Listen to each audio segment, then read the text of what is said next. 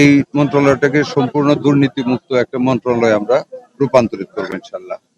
দ্বিতীয়ত, মানুষকে যাতে ডাক্তারের পিছনে ঘুরতে না হয়, ডাক্তার মানুষের পিছনে ঘুরবে, অর্থাৎ আমরা চিকিৎসা সেবা মানুষের দৌড় গড়ে পৌঁছে দেওয়ার একটা প্রতিশ্রুতি আমাদের আছে, এটা আমরা করবো ইনশাল্লাহ।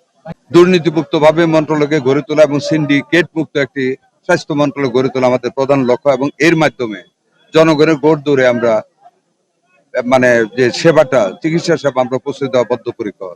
এটাতে আমরা এরকম একটা থিওরি আমরা করব, যেটা আমরা তত্ত্ব হিসেবে কাজ করবো, সেটা হলো জনগণ ডাক্তারের কাছে করবে না, ডাক্তার জনগণের কাছে করবে, অর্থাৎ আমরা চিকিৎসা সেবাটাকে মানুষের দূর করে পৌঁছে দেব এবং সহজলভ্য করে তুলবো। আমরা পাবলিক হেলথের দিকে আমাদের সবচেয়ে দৃষ্টি নিবন্ধিত হবে, দুর্নীতিমুক্ত ভাবে এবং সার্বজনীন ভাবে একটা চিকিৎসা সেবা করার মন মানসিকতা নিয়ে আমরা সামনের দিকে এগিয়ে যাচ্ছি ইনশাল্লাহ।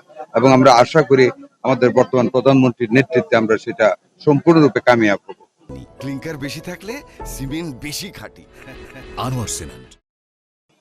অবশ্যই আমার নির্বাচনী এলাকা নিয়ে আমার পরিকল্পনা থাকবে। আমি এই এলাকার জনমানুষের ভালোবাসা নিয়ে, আদর নিয়ে, স্নেহ নিয়ে আমি নির্বাচিত হয়েছি, এখানে থাকবে। তো ওভার এন্ড এভাব আমার জনগণ আমার মনোহর দিয়ে বেলাবো, সব কাজে অগ্রাধিকারই পাবে, তবে দেশটাকে সুন্দরভাবে গড়ে তুলতে হবে। সেই লক্ষ্যে আমরা সামনের দিকে এগিয়ে যাব।